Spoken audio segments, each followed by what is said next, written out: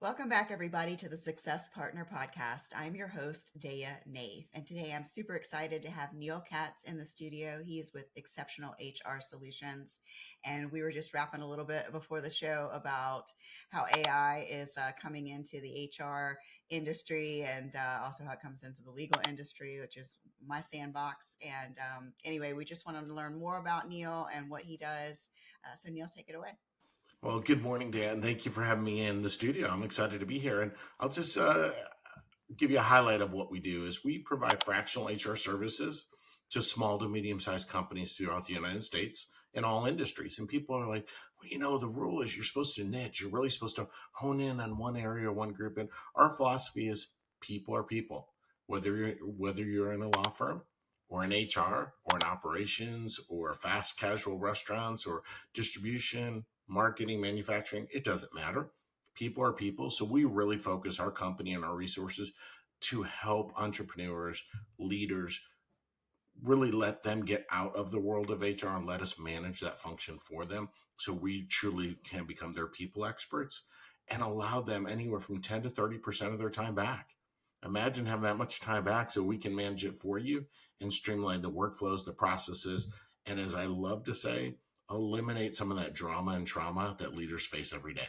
Yeah, that makes sense. So if I'm listening to this and I'm your ideal client, how do I know I'm your ideal client? If you think you might have problems, challenges, issues, or you're spending anywhere from 10 to 50% of your time on people, Mhm. call us where you're at. You are our client. You are that person that we want to help, we want to support. And the reality is, you shouldn't have to spend that much time. We're the experts in the arena. As you're the experts in your field, well, we want you to get back to your passion and your love of why you're doing what you do.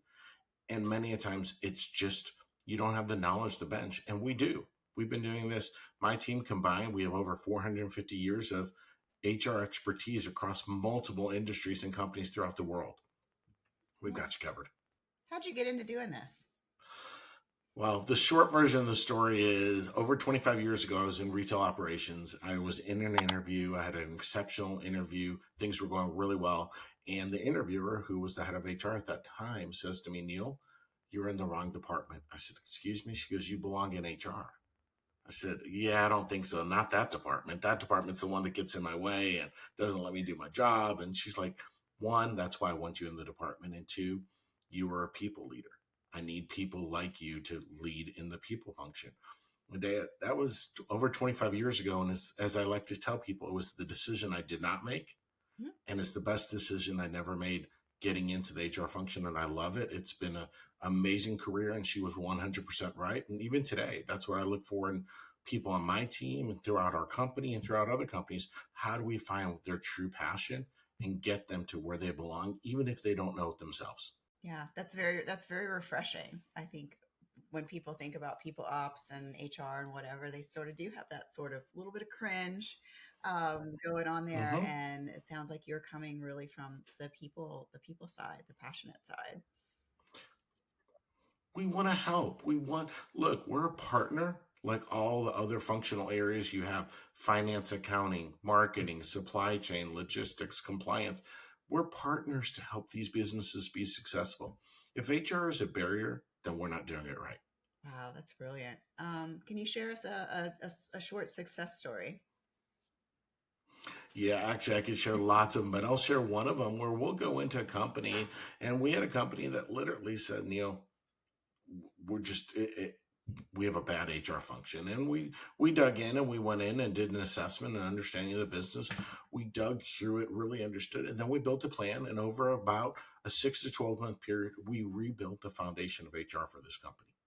And we went through function by function, step by step, whether it be onboarding, offboarding, employee relations, investigations, compensation, benefits, succession leadership planning, leadership development. We built that foundation from over a year period to ensure that they had the success to build upon their business. And now they've expanded. I think it's 3x in the last few years because they have a great foundation for people. And because of that, they're able to continue to accelerate their business growth. And we just continue to add on those components that are needed as they scale their business. Yeah, everything they need and nothing they don't, right? Exactly. Yep. We were talking a little bit about change and how some industries are resistant to change, or I knew law since that's my industry, and you said HR as well. And I don't think any conversation about change and current trends and whatever could be complete without AI. Would you share a little bit about your opinion and experience with it? Yeah, I will tell you, I look at AI, if we all, some of us will recall the beginning of the internet when it was first coming online and we had that dial up sound and all that, and we were a little resistant. And the analogy I give people is this: remember the first time it asked you for your credit card, and you're like, I'm never going to put my credit card in a computer and let it store in there. Oh my God, someone's going to steal it. I'm not saying it doesn't happen, but imagine today, folks, if you didn't put your credit card in, would you really want to key your credit card every single time you make a purchase? Because trust me, Amazon would not be as efficient as they are without our credit cards being stored. AI is no different, folks. It's the beginning of an entire new journey. And if you embrace it and understand it and really lean into it, what it can do and how much time it can save you for those simple, repetitive tasks. And every day I'm thinking of a new thing going, I wonder if, and even over the weekend, I was thinking about this. I wonder if AI, the new Chat GPT agent, can do this. And I went through there quickly, ran through about three different prompts, and all I have to do is set it up today, and it'll have an ability in the background to literally scour through my emails and tell me if I've missed something without ever me having to touch it. It's not about, oh gosh, it's just the streamlining of the process, allowing me to focus on more of my time and energy and passion on being a great leader and supporting other companies that need us. AI is a tool that is not going away. So I encourage everybody to find a way to use it and embrace it because it is an amazing tool. As with any tool, there could be things that could be wrong or challenging or misrepresented, but at the end of the day, it's still a great tool. Imagine if I asked you to turn off the internet today, what would you do? Yeah, exactly. You know, they say the anthropologists say now that the smartphone is part of us. It is physically part of our body. We have adapted so much to it. And I think AI is quickly going to be part of our ecosystem. It's going to be a partner, a friend, a colleague very quickly. Yeah. So, Yeah, and I think the other thing we hear this a lot in HR is AI is going to eliminate my job.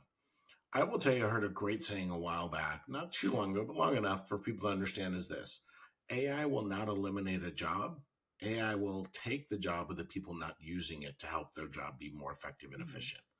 So, for everybody out there on the sidelines sitting there wondering if I should use AI, lean in today. It's your opportunity because it won't replace your job unless you choose not to use Yeah, there's a lot of upskilling that's going to have to happen. People are going to have it. to Hmm. figure out how they are going to become more valuable at what they do with this. It's if your job is copy this from to that this to that, and that is your only job, then coming up with new functions for your job and more interesting more interesting things is something that you're going to have to be quickly. And of course we're both in also very compliance and regulated type industries as well. How are you seeing people adapt to ethics and governance and things like that in your world?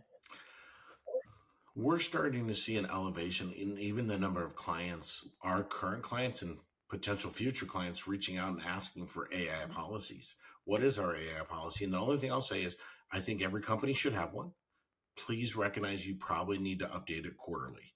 At the rate of change AI is bringing in at this point, if you update it less than quarterly, it's going to be outdated. So I would encourage you to create boundaries, not shut it down, but create the boundaries of what's acceptable for your company, your organization, your culture, and then recognize that every quarter you need to review it and potentially update it just because of the rate of change. Yeah, absolutely. And there have been so many companies that like, well, we don't want to have, we want to ban it, you know, or we want to say, no, you can't have AI at work. And I think a study that was even like 2 years ago, so I'm sure it's even higher now, is something in the 70 percentile of people using AI without companies knowing it.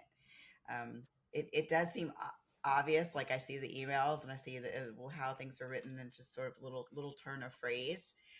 It's better than a person would write an email, and so in my mind, Hmm. it's pretty obvious. But then again, there's still so many people that are very new to the experience of Right. it that they're probably not catching it. Well, great. Well, what do you like to do for fun?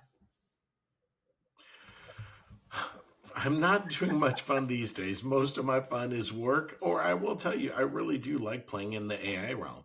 I enjoy finding new ways to eliminate the tasky things I need to do to allow me to have more time with my friends, my family, my children, my wife.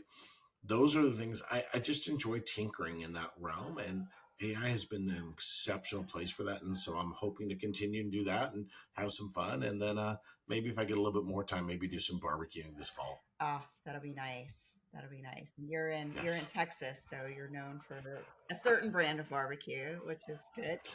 we are. And that could be a big debate. So we'll try to avoid that one today. But, maybe that's the poll we post when we post the content is what is your style of barbecue, and give them a couple choices and see. Because I'm going to tell you, it's a very hot topic and very debated And topic as it should be, as it should be. for sure. So Neil, how do people find you? Dan, the best way to find me is either reach out to me on my website, exceptionalhrsolutions.com, LinkedIn, Facebook, Instagram. I even started a TikTok channel. So you're welcome to find me on any of them.